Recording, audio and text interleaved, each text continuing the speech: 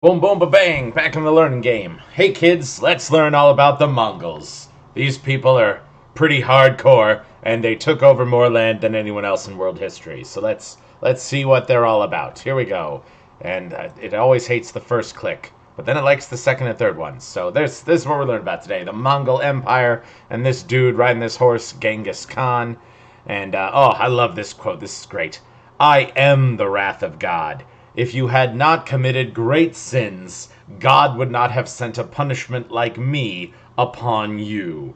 Holy cow. Genghis Khan just sort of accepted the fact that he was the devil. So, oh man. And then, yeah, the Mongols tearing down the Great Wall of China, being Mongols. Okay, so let's learn about the culture of the Mongols before we deep dive into Genghis Khan. The Mongols have been a horse nomad people in the steppe lands of Asia and Europe, and it's mostly in Asia. And the steppe lands is this huge swath of the planet Earth that is kind of here I'll zoom in on it. It's sort of this grass prairie, really generally flat lands. And the steppe lands, for almost all of history, there have been people living there, horses evolved there, and these people just sort of have this culture based on the horse. They just sort of roam all over the steppe lands. And that's why, throughout various parts of world history, these steppe horse people, they attacked into the Roman Empire, they attacked into medieval Europe, and they attacked into China. So they're just going all over the world and going really quick because they're all on horses. And especially China. China has always had a threat from these horse tribes to their north. It's sort of the reason why they built the Great Wall. But for almost all of history, the steppe people aren't really a big threat because they're always fighting each other more than fighting civilizations in Europe or China. But that's all going to change with Genghis Khan. The Chinese knew if the Mongols united into one super army, if you got all the horse people of the steppe together, they would be virtually unstoppable. And that is exactly what happened back in the past. So this kind of red marker here shows you the steppe lands, how it goes basically all across the big continent. And yep, that's all called the steppe. So a lot of that is in modern day Russia. And this is what the steppe looks like, okay? Flat land, really good for horses. They love to graze there. And look at this beautiful horse. Oh, maybe he's bored with it. Maybe it's Maybelline. Oh, it's such a great mane. And then, yep, this is what you'll see there today. Still, you got the Mongol Turkic people there hanging out with their horses. So, well, let's get into the story here. So, today's story is about a guy named Temujin, and Temujin was born to a small Mongol clan, and his father was murdered by an opposing clan really early on in his life. So his mother escaped with her children. She married a guy of another clan, and so Temujin, he had this really rough childhood. Like, you know, his stepfather didn't really like him that much. Temujin had a brother. He eventually had a dispute with this brother, and he killed him. It was a really violent life to live there on the steppe lands. So Temujin had it rough, and it's gonna turn him into a pretty rough man too. So this is what life on the steppe would be like. You know, you're living in these kind of tents, and yep, Temujin probably looked like this. And oh man, just people shooting each other in the steppe. It's pretty wild. Okay, so yeah, Temujin. Yeah, see, I said this in the last slide. Grew up to just be a brutal guy. And I think the story goes that he and his brother were hunting the same deer. They shot arrows at the same time, and it was kind of a dispute over which arrow killed the deer. So instead, he was like, "Screw you, bro," and he took out the arrow and he stabbed his brother to death. Also, his wife was kidnapped. This is later, after he killed his brother, and so his wife was kidnapped by this other horse tribe. The horse tribe was like, "You got to pay us, you know, so much gold." So he gets the gold, brings it over, makes sure his wife is okay, and then he immediately turns around, kills all the guys who kidnapped his wife, and he takes the ransom back. So, dude's just hardcore brutal. Don't anytime he could go with a violent option, Temujin went with a violent option. Okay, here's a quote from him. "The greatest happiness is to scatter your enemy, to drive him before you, to see his cities reduced to ashes, to see those who loved him shrouded in tears, and to gather into your bosom his wives and daughters. Oh man, this dude's hardcore. Alright, let's check it out. So this is just the rough life living on the steppe. That's what Temujin looked like, and there's that quote. Okay, so Temujin, he started rising in power more and more, and he took his tribe, he attacked other tribes, killed their warriors, but then, kind of incorporated the people who surrendered, so his tribe got bigger and bigger and bigger, and I think it was over a course of 10 or 20 years, he eventually hit up all the major horse tribes in the steppe lands and brought them all under his rule. So Temujin, through his brutality, people eventually just started to submit to him without a fight at all. And he's going to be what the Chinese were concerned about, that if one day all these steppe guys got together and then attacked the world, they could be unstoppable. And Temujin is going to make that a reality, doing it, 800 years ago. Oh, man. Okay, so yeah, here's a picture of Temujin, all these people coming together, giving him stuff. So, Temujin, eventually, after he conquered the last big horse clan, he said, guys, we're no longer going to fight other horse clans. The whole steppe is with us. Now we're going to hit up China. We're going to hit up India. We're going to hit up the Middle East. We're going to hit up Europe. And whatever they got, we're going to take it. We're going to be treated like kings. We're ready to take command. And he created the largest horse army the world has ever seen. And from this point on, history does not remember him as Temujin anymore. We collectively remember him as Genghis Khan. And in the Mongol language, that just directly translates to the great leader. And he certainly was. And the pain is coming. So here we go. The horses are on the move.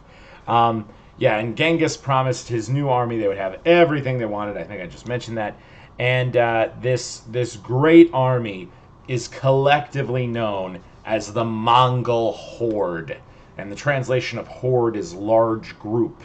And this Mongol horde was something the world had never seen before, because every single Mongol owned like 3 horses, so they would ride one of the horses and carry supplies on the other 2. Genghis put his tents on wheels and just had his tents, and he was sort of this constantly moving huge entity. We're talking like there was probably 500,000 horse soldiers. And these Mongols were so good at murder. It was ridiculous. So their mobility is just unmatched. And that's what's going to give them so many advantages in their conquests. So here's the Mongol horde on the move, and the horses are coming.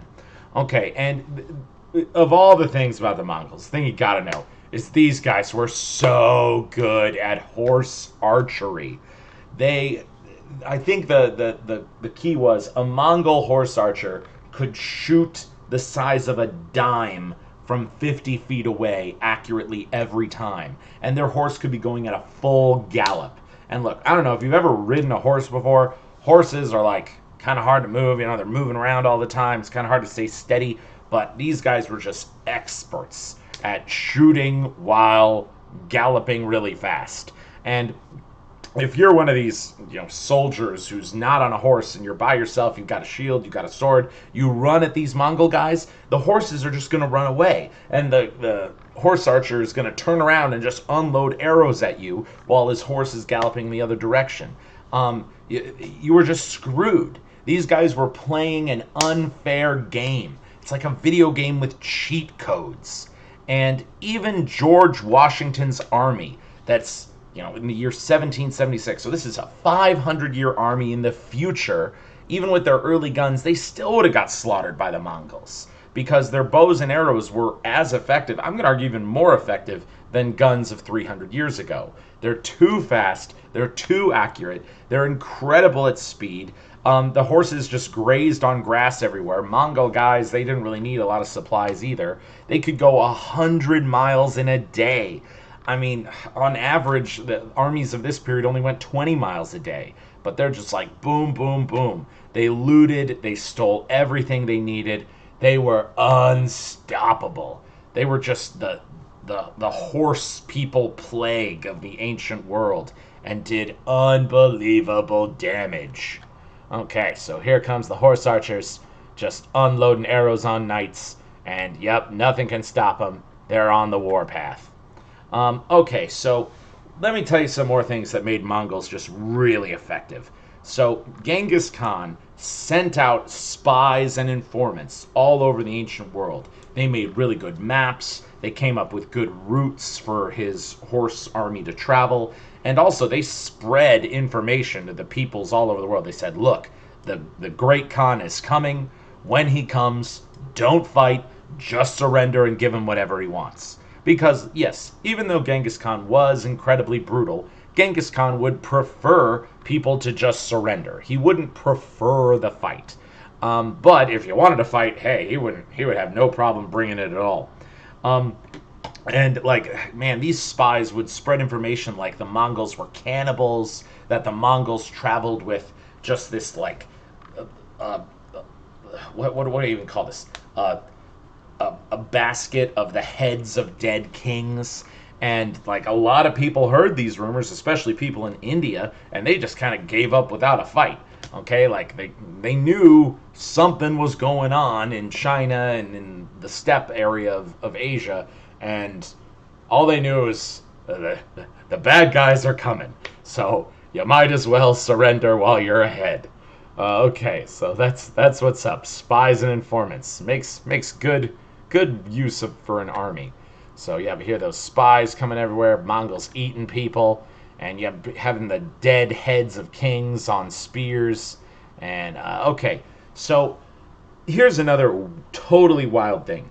The Mongols were racists. Okay, they actually made several decisive decisions as they were going through these cultures kind of near China, near India, near the Middle East, where they said, there's a bunch of people who live in a city over here, and we could enslave those people and have them work for us, or we could kill every man, woman, and child and then turn the land into horse grazing grassland. And that's exactly what they did a couple times. Like, gosh, if you put an ounce of resistance, if you killed one Mongol man, woman, or child, like they would have no problem just shutting down your whole civilization. And yeah, I think I even remember reading a source from the Mongols saying that a sheep has more use to them than a Chinese peasant. So they really had this weird hierarchy where they did not view human beings as their equals. They thought their race was superior. And yeah, wiping out whole civilizations. I mean, you ever heard of Xia, Jin, Khwarezmia, Cuman, Dali? All these civilizations got extinct by the horse horde. So, look out. Okay, here's some of the ruins of these civilizations in Central Asia, all gone. And they made horse land out of it, so pretty wild. Okay, so let me focus especially on Khwarezmia. So Khwarezmia was this ancient civilization that was kind of in the middle of Asia, modern-day Afghanistan. And if you know anything about Afghanistan today, it's one of like the lowest economic countries in the world. Not a lot of populated cities, not really developed. But by all accounts, we're talking 800 years ago in the 1200s, Khwarezmia was a really cool civilization. It was like kind of on the borders of China and Muslim lands. It was a big trading network area, a lot of prosperous cities, a lot of wealth. So the question is, what happened to Khwarezmia? Why is Afghanistan today so broke and so depopulated, but 800 years ago it was this pretty important civilization on planet Earth? Well, it comes down to the Mongols. Because around the year 1200, the Mongols showed up at the gates of Khwarezmia and said, hey, you guys got to give us half of all your money. And the people of Khwarezmia said no, like, we're a powerful civilization, we'll fight you, we'll win. And sure enough, they did not win. When the Mongols went into Khwarezmia, they thoroughly destroyed all the cities, and they killed 90% of the people who lived there. The 10% who survived were enslaved or made to feed the horses. It was bad.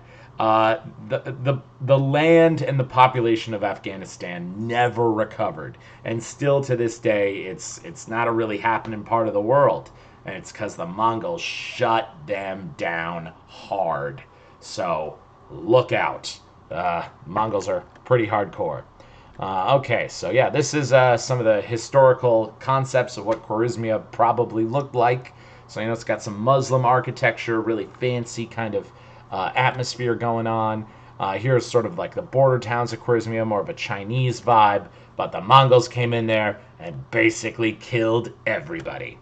And then, oh yeah, and the Mongols even acquired rocket launchers from China. So if you think like, oh well, they're this whole army on horses, horses can't get over walls. Well, as soon as they got rocket launching technology, walls were not a problem for the horse horde, and they could break into any city with ease almost instantly. So, oh man, they're definitely playing a video game with cheat codes, and the whole rest of the world has nothing they can do to stop these guys. So there they are climbing over the Great Wall, and there they are introduced to early rocket launchers. That's also what they kind of look like. And there they are just blowing holes in walls. Oh man. All right, so let me tell you the story of these two Persian cities. This is excellent. So, as Genghis Khan's army was moving through the Middle East, eventually they came to these two Persian cities, and these cities were kind of on opposite sides of this valley, so you could sort of like see the cities from far away from each other. And they heard about, supposedly there was this crazy army of horse people coming, and they heard rumors of how violent and brutal they were. But both of these cities' representatives got together and they said, hey, we've got big walls. We'll survive. We'll just, close the gates, bunker down. Eventually the horses will move past us and leave us alone. Sure enough, Genghis Khan sends in some spies to both these cities. Or he sends in this ambassador, calls in the representatives from both cities, says, we want you to give us 25% of all the food and all the wealth you make every year. You must submit your will to the Great Khan, and then we'll let you live. Otherwise, you will be killed, or every man will be killed, and every woman and child will be enslaved. After the ambassador said that, the representatives of the two cities killed that ambassador and, crucified his body or posted his head on a spike. And as soon as Genghis Khan's horde showed up, they were super pissed. So they brought out the rocket launchers, blew a hole in the walls of the first city. The horde came in there, and they just burned the city to the ground, killed the men, enslaved the women and children, all that. So the second city then sort of sees this violence happening on the other side of the valley, and they're like, oh man, maybe we made a mistake. Hashtag ya did.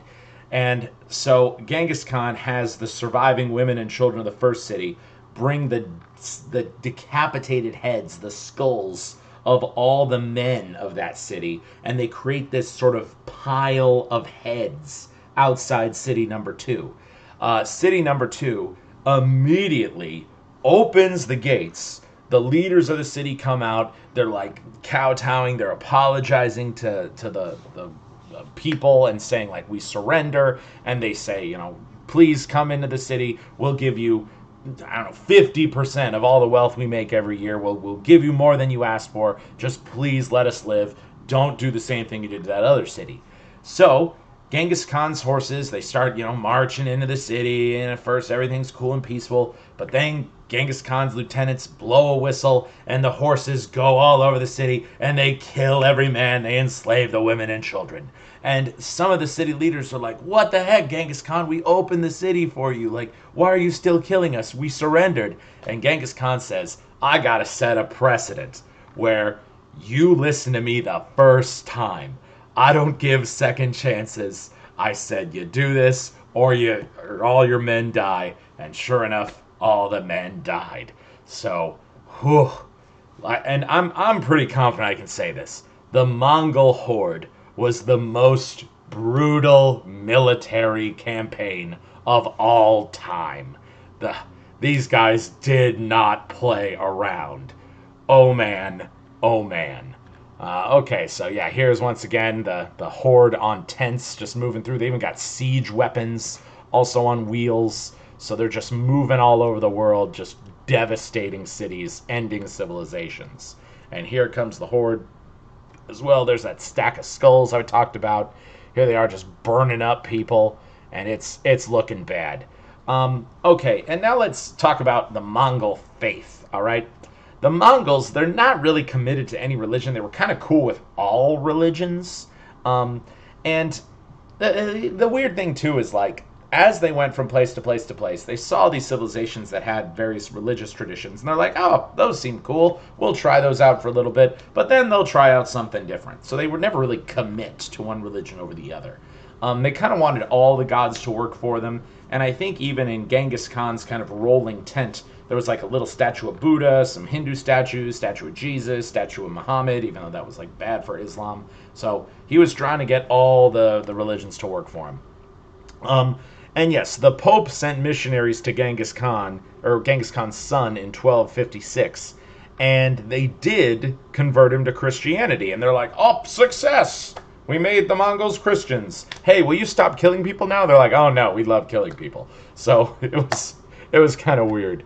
But yeah, so here's a statue of Buddha in Mongolia today. Here's some of those Christian missionaries right here trying to teach these people in the Far East Asia.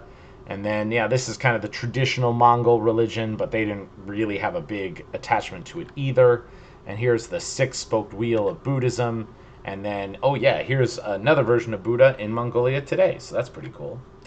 All right, so here's a primary source document.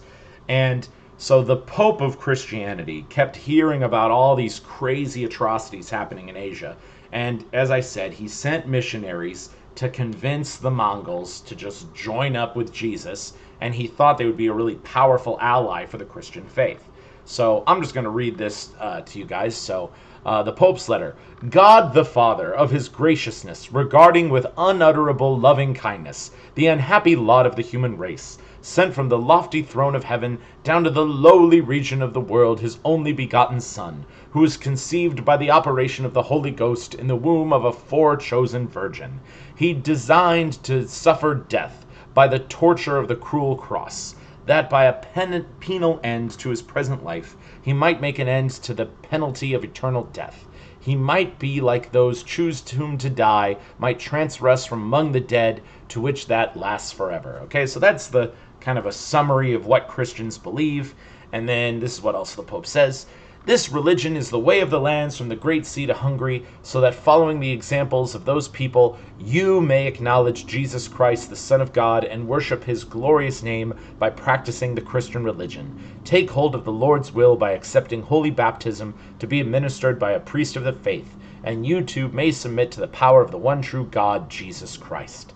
And, the Mongol leader reads this, and he's like, all right, sounds good. And I think he does get baptized, and these, priests give each other high fives, but then he doesn't really care about the religion.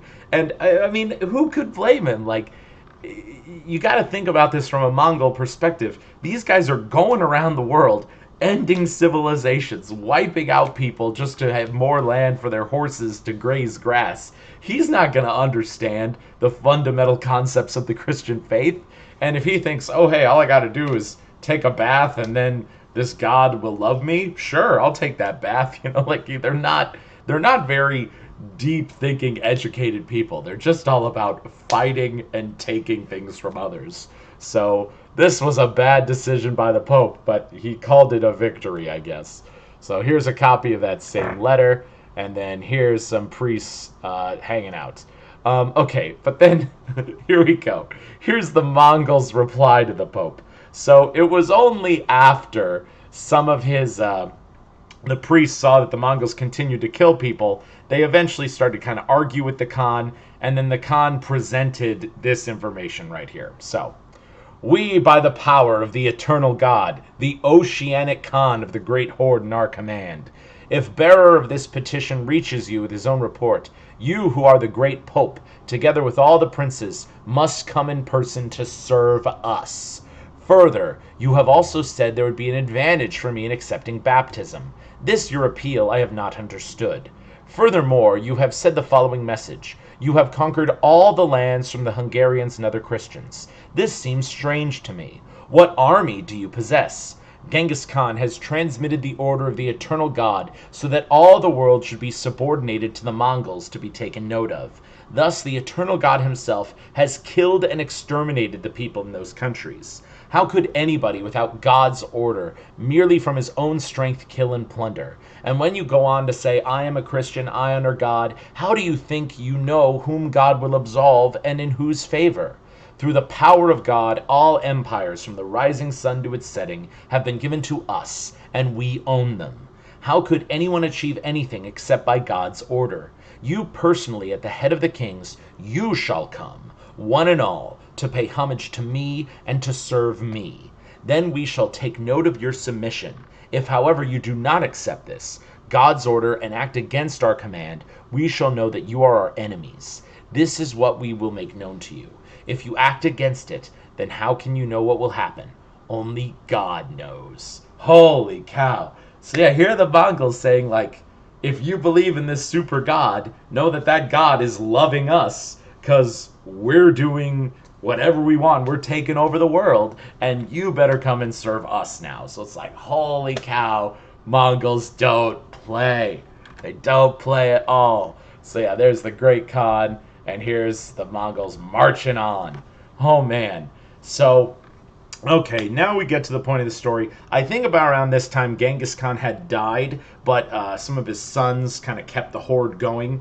They go into the Middle East. They took out Khwarezmia. They took out Persia. And now they're at the biggest city in the ancient world. They're at Baghdad. Baghdad was the center of learning. It's where they had that great library. It was the big city of academic thought and of the Islamic world. So sure enough, I think it was Odeki Khan gets to the gates of Baghdad and he says, hey, open up, give us half your stuff, and we won't kill you all. Now, the Caliph of Baghdad tells them, screw off, this city's a super great defended city. We've got the protection of Allah. You will not fight us here. And he kills the Mongol ambassador. Well, that really pissed off Odeki Khan. So they brought out the rocket launchers, blew holes in the walls. The Mongol horde ran in there, and they just terribly devastated the city. I've got a primary source document about this, but by all accounts, Baghdad was thoroughly wrecked. So much so that we're talking 800 years ago, Baghdad had this really cool aqueduct water management piping system. The Mongols totally destroyed that and ruined it forever, so that even today the city of Baghdad has weaker water management than it did 800 years ago. And they ripped apart the House of Wisdom. The story somehow goes like this: the Tigris River first ran red with the blood of all the academics that were killed in the library and their corpses thrown in the river. Then the river ran black with all the ink that was dissolving from the books and scrolls that were thrown in the water. And this event, the destruction of Baghdad, is largely seen as the end of the Islamic Golden Age. After this moment, there's not really a whole lot of scientific or mathematical thinking in the Islamic world. The Mongols shut it down hard. And that last caliph of Baghdad, interesting thing happened to him. So he watched his city get burned to the ground. And then Odeki Khan came into his palace. Odeki Khan rounded up all of his sons and daughters. And Odeki Khan and his men slit the throats of all of his sons and daughters in front of the caliph. The caliph was then freaking out about it. So the Khan cut out his eyes and said, the last thing I want you to see is the deaths of your children. And then some of the other people with the Khan who knew Muslim culture said, Odeki, you can't allow the blood of a caliph to touch the ground. That's against Muslim culture. So Odeki Khan's well, if his blood can't touch the ground, what if we do this instead? So he gets the blind caliph, rolls him up into a carpet, puts that carpet on the road outside of Baghdad, And as soon as all of his horses are done raiding and pillaging the city of Baghdad, he has all of his horse army march over the caliph inside of that carpet, and the caliph gets crushed like a pancake because, 1,000 horses just walked on him. Oh man, the Mongols don't play, kids. Mongols don't play. All right, so there they are marching into Baghdad, wrecking the city, doing serious, terrible damage. Oh yeah, so here we go. Iraq in 1258 was very different from present-day Iraq. Its agriculture was supported by canal networks thousands of years old. Baghdad was one of the most brilliant intellectual centers of the world. The Mongol destruction of Baghdad was a psychological blow from which Islam never recovered. With the sack of Baghdad, the intellectual flowering of Islam was snuffed out, imagining the Athens of Pericles and Aristotle obliterated by a nuclear weapon. That suggests the enormity of the blow. The Mongols filled in the irrigation canals and left Iraq too depopulated to restore them. Man, Mongols just wrecking it. Wrecking it. Yep. And, here's that comment I made earlier. So, the survivors said that the water ran black with the ink from the books flung in the river and then the blood of the scientists and the philosophers killed. Ugh. Ugh. Destroying knowledge. Oh, goodness. And, the Mongols didn't stop there, too. They did attack Christian kingdoms in Russia and Poland. They caused terrible destruction and devastation there. These guys prayed to God. God didn't help them. The Mongols were too crazy good. Okay, so the Mongol army was finally stopped in Egypt, Japan, Vietnam, and Russia. And in all four of those cases, it's not necessarily because the defenders used some incredible tactics or had some really smart concept over the Mongols. It's because there were some climate differences in those parts of the world that just didn't make it very useful for their horse army. Okay, they kind of had to stay relatively close to the steppe area, but parts of northern Russia are super muddy and swampy, and that really slowed down the Mongol advance, so they just pulled out. Japan, the Mongols tried to build a fleet to get at Japan. There was a big storm, the ships were destroyed. Vietnam is functionally a jungle, and Egypt is functionally a desert. So those climates just made it difficult for the horses to continue, and the Mongols pulled back. But even with those pullbacks, okay, they still had virtually all of Asia under their control. They achieved the biggest empire in world history. And the caliphate in the Arab world would never really be the center of global wealth again. The Mongols kind of held that and kept really tight strength over the economics of the world for the next couple hundred years. So there's the Mongol horde doing its thing, breaking the ships outside of Japan, and then boom, that's a whole lot of land for one epically big country. Okay, so weirdly enough, as I just said, the Mongols were so destructive and so devastating. But once the Mongols did their sort of first wave of attacks and destruction, then they set up people to keep the peace. And they were the rulers of these lands they conquered. They took in taxes, they got rich, but the Mongols enforced some really harsh laws. And if you tried to steal anything in Mongol lands, one of these Mongol guys would find you and he would murder you straight up. So they were these pretty oppressive authoritarian rulers, but if people followed the rules, then people could do business and make money and generally live their lives.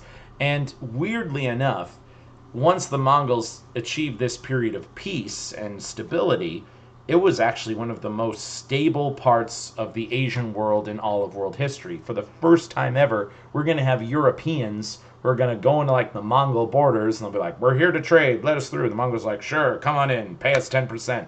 And then a European can go all the way from the Middle East to China and back. So this period is then called Pax Mongolica, and strangely enough too, Europe is going to especially benefit from this period because these Europeans are going to kind of get to interact with all the cultures of Asia, take a lot of new ideas and new inventions, new technologies, and create a lot of new stuff out of it.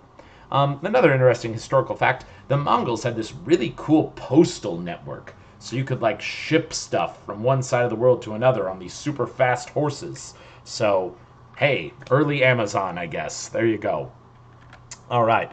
I think this is the city of Ulaanbaatar. This is like the Muslim or the Mongol super city, and then Pax Mongolica, Mongol peace, and Super Mongols leading over everybody else.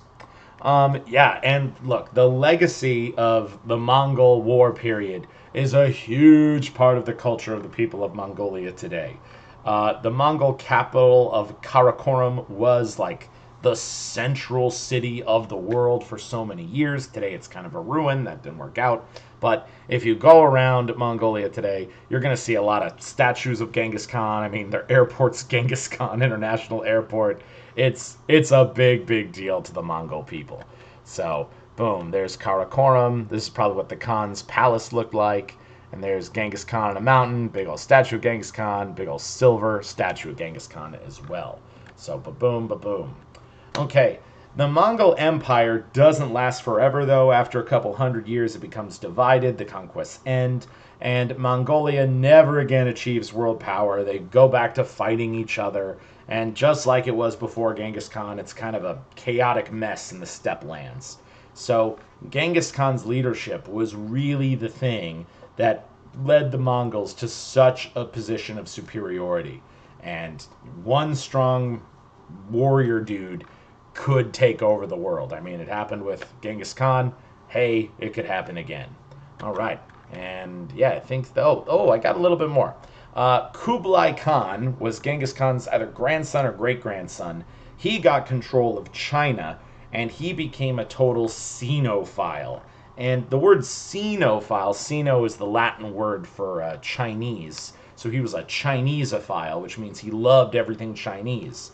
And over time, Kublai eventually kind of abandoned his Mongol culture and really adapted Chinese culture. He didn't really speak the Mongol language, he didn't really eat Mongol food, didn't really ride horses, and he just kind of, converted into being a Chinese person. And same thing with his children, his grandchildren. I mean, they might have the Mongol name, but in all cultural respects, they become Chinese.